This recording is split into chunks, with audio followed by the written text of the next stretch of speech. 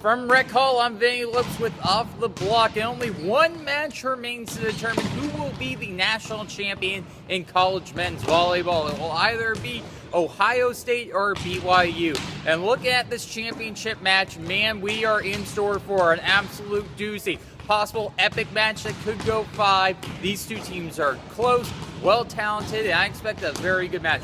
For me, looking at these rosters, I think the key is going to come down to serve receive.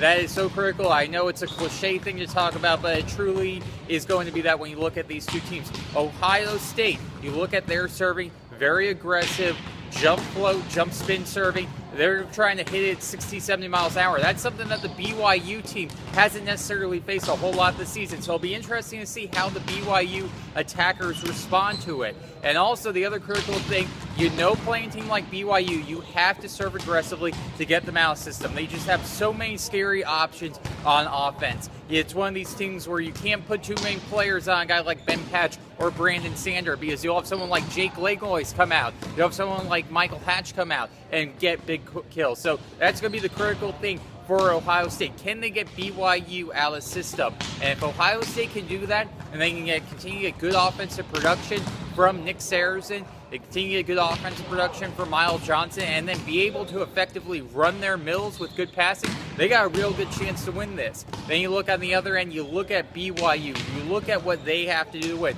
Obviously, have to be able to handle the pass well, have to be able to serve aggressively, try to get Ohio State out of the system, to force Christy Blau to run out of the system and only be able to set to the pins because of out of system ball. If they do that with that big block of BYU, they have a good chance. That's going to be critical. The other game within the game that I'm real intrigued to see about, you have two players who could potentially have been the National Player of the Year.